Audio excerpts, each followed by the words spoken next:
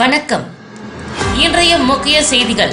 +2 தேர்வில் சாதனை படைத்த அரசு பள்ளி மாணவ மாணவிகளை காவல் நிலையம் அழைத்து தலை வாழை இலை போட்டு விருந்தளித்து நெகிழ வைத்த போலீசார். இணையத்தில் வைரலாகும் வீடியோ. பிரதமர் காங்கிரஸ் கட்சியை தரம் தாழ்ந்து பேசுகிறார். புதுச்சேரி முன்னாள் முதல்வர் நாராயணசாமி கண்டனம். கிணற்றில் இறங்கி குளித்த பொழுது நீரில் மூழ்கிய பரிதாபம்.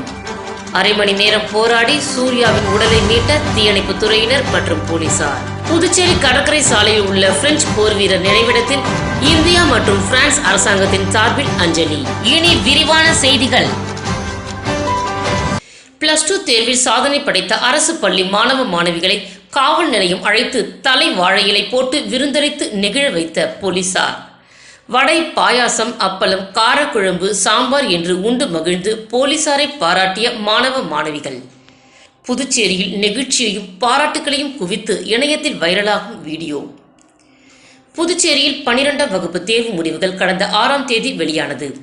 இதில் புதுச்சேரியில் ஒரு அரசு பள்ளி உள்பட 55 பள்ளிகள் 100% தேர்ச்சி அடைந்து புதுச்சேரி மாநிலத்திற்கு பெருமை சேர்த்தனர்.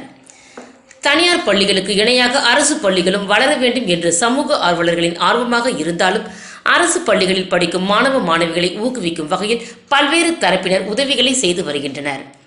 இதன் ஒரு படி மேலாக சென்று மாணவ மாணவிகளுக்கு காவல்துறையினர் செய்த நிகழ்ச்சி சம்பவம் புதுச்சேரியில் பெரும் பாராட்டுகளை குவித்து வருகிறது. மேலும் இந்த அளவிற்கு உங்களை கஷ்டப்பட்டு படிக்க வைத்த உங்களது பெற்றோர்களை ஒருபொழுதும் கைவிடக்கூடாது, அவர்களை மறக்கக்கூடாது என்று கேட்டுக்கொண்ட உதவி ஆய்வாளர் இளங்கோ, உங்களது எண்ணம் அனைத்தும் சாதிக்க வேண்டும் என்பதில் இருக்க வேண்டும். நீங்கள் நினைத்ததை சாதிக்க வேண்டும் என்றால் நிறைய படிக்க வேண்டும் என்றும் மாணவ மாணவிகளுக்கு அறிவுரை கூறினார். 12ஆம் வகுப்பில் சாதனை படைத்த அரசு பள்ளியில் படிக்கும் மாணவ மாணவிகளை ஊக்குவிக்கும் வகையில் காவல் நிலையத்திற்கு அழைத்து பரிசுகள் வழங்கி தலை வாழைகளை போட்டு அறுசுவையோடு விருது வழங்கி கௌரவித்த காவலர்களின் செயல் பொதுமக்கள் மத்தியில் நெகிழ்ச்சியை ஏற்படுத்தி உள்ளது. பாராட்டுகளையும் குவித்து வருகிறது. மேலும் இந்த வீடியோ தற்போது சமூக வலைதளங்களிலும் வைரலாகி வருகிறது.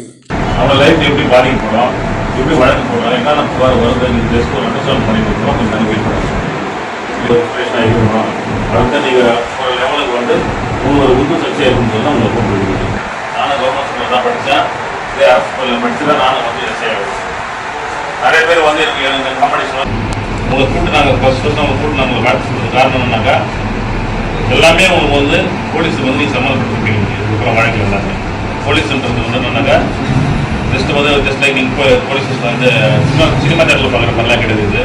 எல்லா விஷயத்துலையும் போலீஸ் வந்து உங்களுக்கு வந்து ஏதாவது ஒரு விஷயத்தில் இன்டர்லிங்க் ஆகணும். நாங்கள் நிறைய விஷயத்தில் நாங்கள் வந்து உங்களுக்கு ஊரில் வந்து நாங்கள் இன்டர்லிங்க் ஆகணும். நீங்கள் எந்த டிபார்ட்மெண்ட் போனாலும் சரி தான், எந்த விஷயமா போனாலும் சரி தான், ஃபஸ்ட்டு போலீஸ் ஸ்டேஷனில் போய்ட்டு படித்து முடிக்கிறீங்க, அடுத்த ஒரு வேலைக்கு போகிறீங்க, ஒரு அரசாங்க வேலைக்கு போகிறீங்கன்னாக்கா ஃபஸ்ட்டு நீங்கள் போய்ட்டு எங்கே படிச்சிங்க, கலைஞர் ஸ்கூலில் படிச்சிங்க, எங்கே படிச்சிங்க, திருவிழா ஸ்கூலில் படிச்சிங்க, அந்த ஸ்கூலில் சம்மந்தப்பட்ட போலீஸ் ஸ்டேஷனில் போயிட்டு ஒரு சர்டிஃபிகேட் வாங்கிட்டு வாங்கணும்.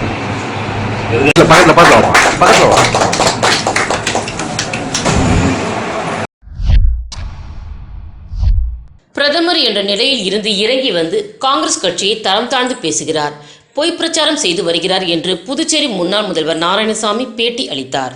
இது தொடர்பாக செய்தியாளர்களிடம் பேசிய முன்னாள் முதல்வர் நாராயணசாமி, நடந்து முடிந்த 3 கட்ட தேர்தல்களிலும் தேர்தல் துறை பல முயற்சிகளை எடுத்தும் வெப்பம் காரணமாக எதிர்பார்த்த வாக்கு சதவீதம் உயரவில்லை. பிரதமர் மோடி பிரச்சாரத்தின் பொழுது முன்னுக்கு பின் முரணான கருத்துக்களை பேசி வருகிறார்.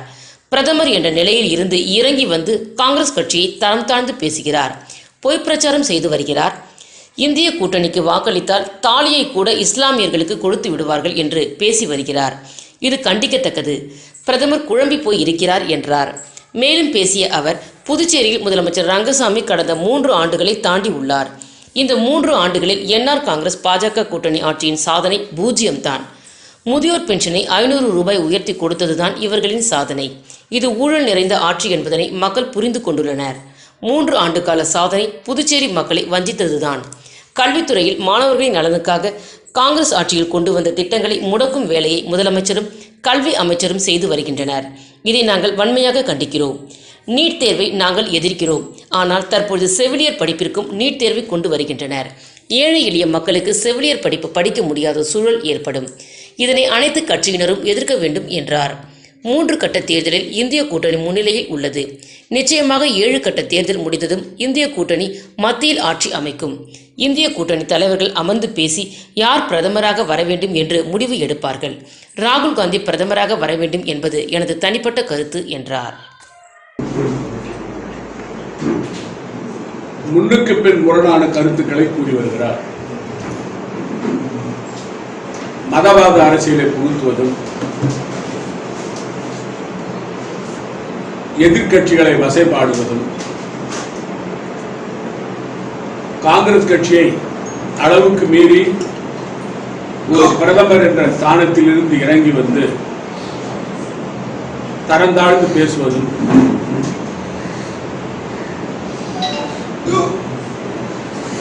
நாட்டு மக்களை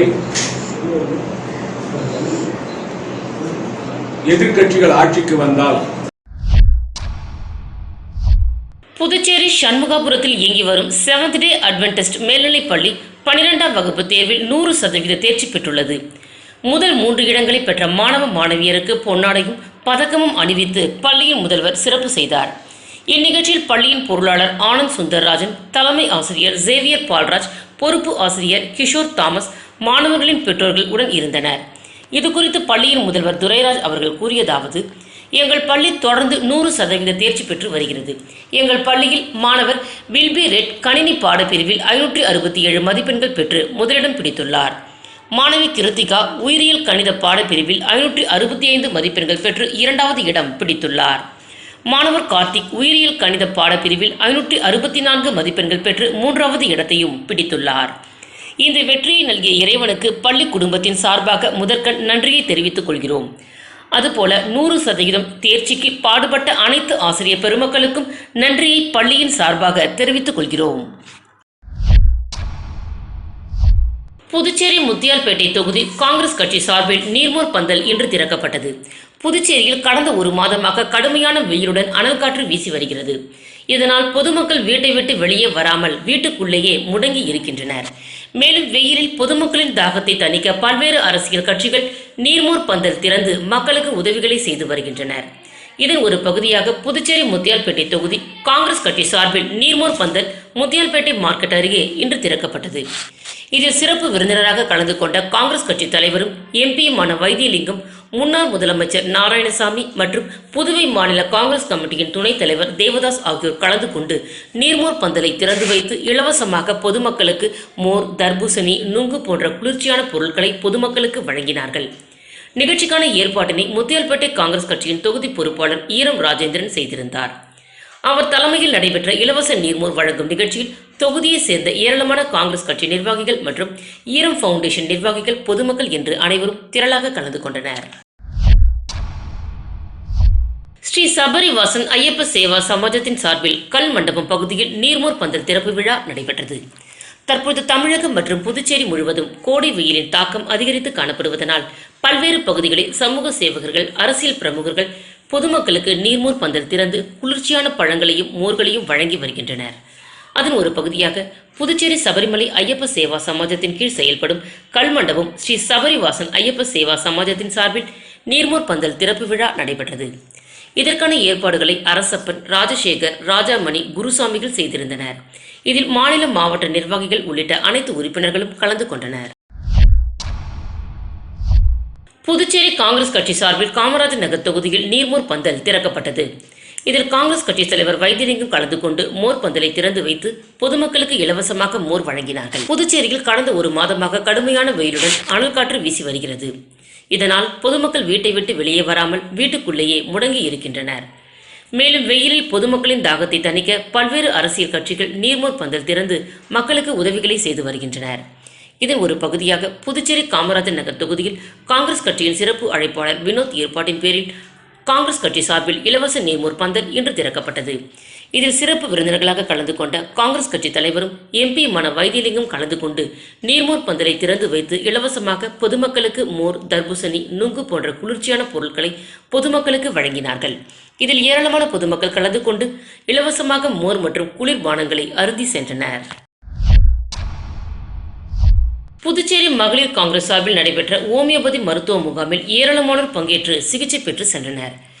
புதுச்சேரி மகளிர் காங்கிரஸ் சார்பில் ஹோமியோபதி மருத்துவ முகாம் காங்கிரஸ் கட்சி அலுவலகத்தில் நடைபெற்றது. இதில் சிறப்பு விருந்தினராக கலந்து கொண்ட முன்னாள் முதலமைச்சர் நாராயணசாமி, காங்கிரஸ் தலைவர் வைத்தியலிங்கம் ஆகியோர் மருத்துவ முகாமினை தொடங்கி வைத்தார்கள். புதுச்சேரி மகளிர் காங்கிரஸ் தலைவி பஞ்சகாந்தி, துணைத் தலைவி ஜெயலட்சுமி ஆகியோர் தலைமையில் நடைபெற்ற ஹோமியோபதி மருத்துவ முகாமில் 100க்கும் மேற்பட்டோர் காங்கிரஸ் நிர்வாகிகள் கலந்து கொண்டு மருத்துவம் பார்த்து பயனடைந்தனர். இதுபோன்று பொதுமக்களும் கலந்து கொண்டு மருத்துவம் பார்த்து சென்றனர். இதில் காங்கிரஸ், மகளிர் காங்கிரஸ் நிர்வாகிகள் திரளானோர் கலந்து கொண்டனர்.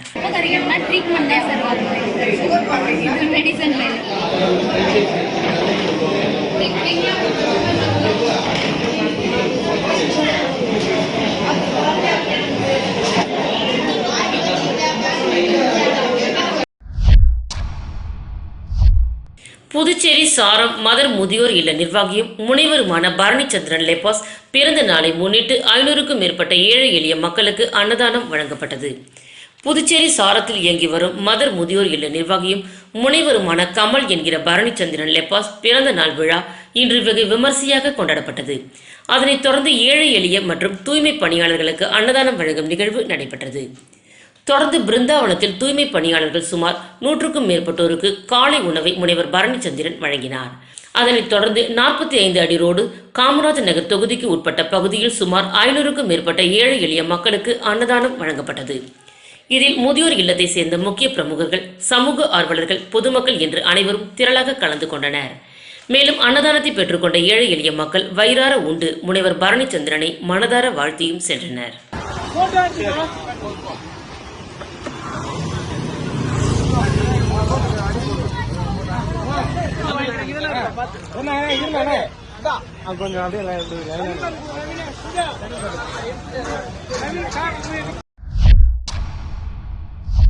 புதுச்சேரியில் உள்ள ஸ்ரீ அங்காள பரமேஸ்வரி அம்மன் ஆலயத்தில் ஸ்ரீ தாண்டேஸ்வரருக்கும் ஸ்ரீ அங்காள பரமேஸ்வரி அம்மனுக்கும் நடைபெற்ற திருக்கல்யாண உற்சவத்தில் முதலமைச்சர் ரங்கசாமி உள்ளிட்டோர் ஏராளமான பக்தர்கள் சுவாமி தரிசனம் செய்தனர்.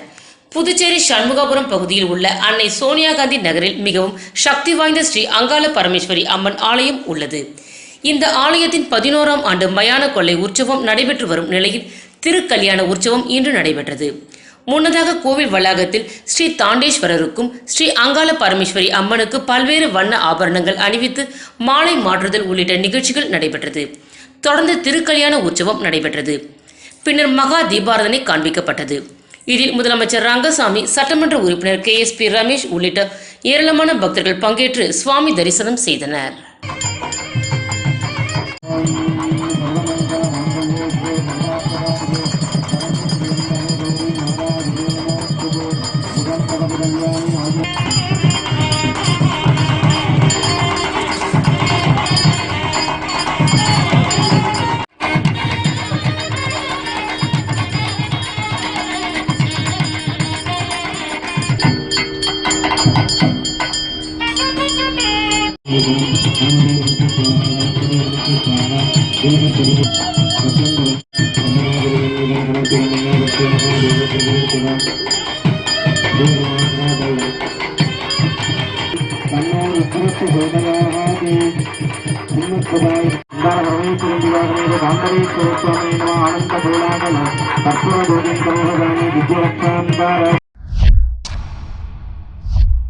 புதுச்சேரி அரசு தாகூர் கலைக்கல்லூரியில் தேசிய தர நிர்ணயம் மற்றும் அங்கீகார குழுவினர் ஆய்வு. கல்லூரியின் கல்வி சார்ந்த செயல்பாடுகளை ஆய்வு செய்த குழுவினர் கற்றல், எழுதுதல், திறன் வளர்ப்பு குறித்து மாணவர்களுடன் கலந்துரையாடல். புதுச்சேரி தாகூர் அரசு கலை அறிவியல் கல்லூரியில் தேசிய தர நிர்ணயம் மற்றும் அங்கீகார குழுவினரின் ஆய்வு 2 நாட்கள் ஆய்வு என்று தொடங்கியது. முதல் நாளான இன்று வருகை புரிந்த தேசிய தர நிர்ணயம் மற்றும் அங்கீகார குழுவில் இடம்பெற்றுள்ள குஜராத் பல்கலைக்கழகத்தின் துணைவேந்தர் டாக்டர் விஜயகுமார் ஸ்ரீவத்சவா தலைமையில் டெல்லி பல்கலைக்கழக வணிகவியல் துறையின் பேராசிரியர் டாக்டர் விஜயகுமார் ஹர்ஷோத்ரியா, பஞ்சாப் ஜலந்தர் ஹன்சுராஜ், மகிழா மகா வித்யாலயாவின் முதல்வர் டாக்டர் அஜய் சரீன், பெங்களூர் தேசிய சட்டப்பள்ளியின் துணை ஆலோசகர் டாக்டர் AS பிரசாந்த் ஆகியோரை கல்லூரியின் முதல்வர் சசிகாந்ததாஸ் வரவேற்றார். தொடர்ந்து NCC மாணவர்கள் அணிவகுப்பு மரியாதை செலுத்தினார்கள். பின்னர் கல்லூரியில் கொரோனா நோயினால் உயிரிழந்தவர்களின் நினைவாக அமைக்கப்பட்டுள்ள கொரோனா நினைவு தோட்டத்திற்கு சென்று மலர் அஞ்சலி செலுத்தினர். பின்னர் கல்லூரியின் நுழைவு வாயிலில் உள்ள தாகூர் சிலைக்கு மலர் அஞ்சலி செலுத்தினர். இதனை அடுத்து கல்லூரியின் முதல்வர் கல்லூரி குறித்த சிறப்புகளை காணொலி காட்சியின் மூலமாக கல்லூரியின் சாதனைகள், கல்வி சார்ந்த செயல்பாடுகள், மாணவர்களின் குறிப்பிடத்தகுந்த வளர்ச்சி இவற்றை விளக்கினார். மேலும் 5 ஆண்டு கல்வி வளர்ச்சி, மாணவர்களின் ஈடுபாடு, ஆசிரியர்களின் திறன் மேம்பாடு அலுவலக நடைமுறையில் மேற்கொள்ளப்பட்ட சீர்திருத்தங்கள் இன்னும் பிற தகவல்களை உள்தர மேம்பாட்டுக் குழுவின் ஒருங்கிணைப்பாளர் முனைவர் வேலுராஜ் விளக்கினார். பிறகு கல்லூரியில் உள்ள 16 துறைகளுக்கும் சென்று ஆய்வு மேற்கொண்ட தேசிய தர நிர்ணய மற்றும் அங்கீகார குழுவினர் கற்றல் மற்றும் எழுதுதல் திறன் வளர்ப்பு மையம், பல்திறன் வளர்ச்சி மையம், சிவப்பு நாடா சங்கம், நாட்டு நல பணித்திட்டம், தேசிய மாணவர் ஆகியவைகள் குறித்து மாணவர்களுடன் கலந்துரையாடினார். இதனைத் தொடர்ந்து மாணவ மாணவிகளின் கலை நிகழ்ச்சிகள் நடைபெற்றது. இதில் பெற்றோர்கள், மாணவர்கள், பேராசிரியர்கள் என்று அனைவரும் திரளாக கலந்து கொண்டனர்.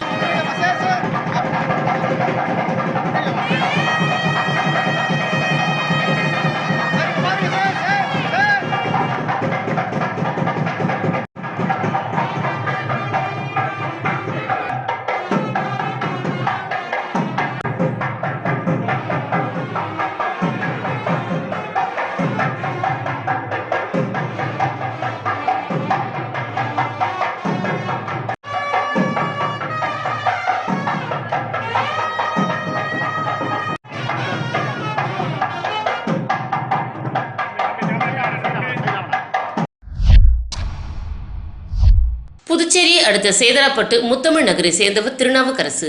இவரது மகன் சூர்யா, வயது 18.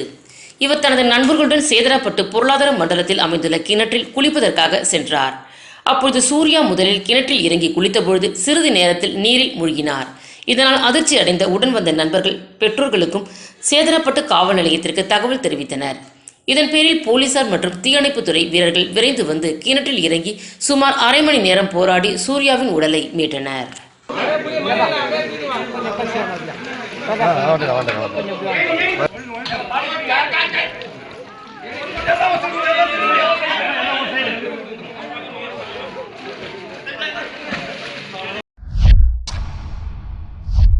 இரண்டாவது உலகப் போர் முடிந்ததன் 79வது நினைவு தினத்தை முன்னிட்டு புதுச்சேரி கடற்கரை சாலையில் உள்ள பிரெஞ்சு போர் வீரர் நினைவிடத்தில் இந்தியா மற்றும் பிரான்ஸ் அரசாங்கத்தின் சார்பில் அஞ்சலி செலுத்தப்பட்டது.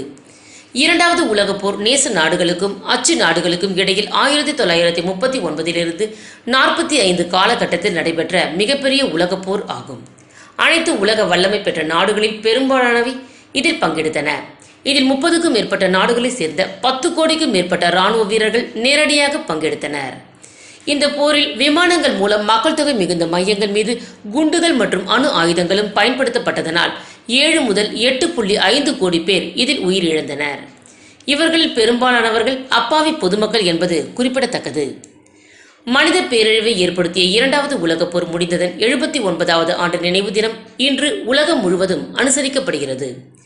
இதன் ஒரு பகுதியாக புதுச்சேரி கடற்கரை சாலையில் உள்ள பிரெஞ்சு போர் வீரர் நினைவு சின்னத்தில் இரண்டாவது உலகப் போரின் பொழுது உயிர்நீத்த வீரர்களுக்கு அஞ்சலி செலுத்தும் நிகழ்ச்சி இன்று நடைபெற்றது. இதில் இந்தியா மற்றும் பிரான்ஸ் நாட்டின் தேசிய கீதம் இசைக்கப்பட்டு போரில் உயிரிழந்த வீரர்களுக்கு மௌன அஞ்சலி செலுத்தப்பட்டது. பிரெஞ்சு துணை தூதர் ஜீன் பிலிப் ஹீதர் மற்றும் புதுச்சேரி அரசு சார்பிலும் துணைநிலை ஆளுநர் சார்பில் மாவட்ட ஆட்சியர் குலோத்துங்கன் மற்றும் பிரெஞ்சு தூதரக அதிகாரிகள் உலகப் போரின் பொழுது உயிர்நீத்த வீரர்களுக்கு போர் வீரர் நினைவு சின்னத்தில் மலர் வளையம் வைத்து அஞ்சலி செலுத்தினர். இந்நிகழ்ச்சியில் பிரெஞ்சு முன்னாள் ராணுவ வீரர்கள், புதுச்சேரியில் வாழும் பிரெஞ்சு குடியுரிமை பெற்றோர் உட்பட ஏராளமானோர் கலந்து கொண்டனர்.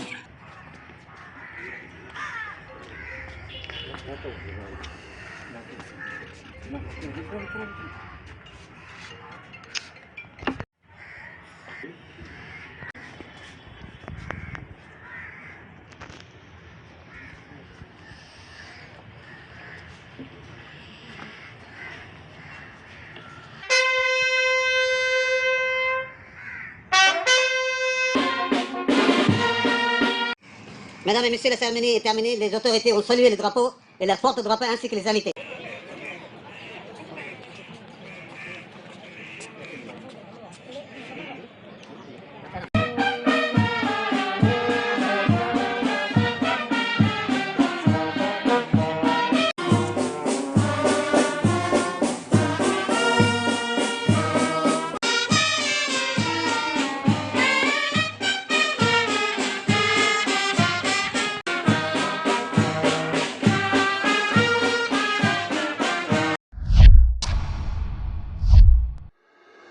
மீண்டும் முக்கிய செய்திகள்.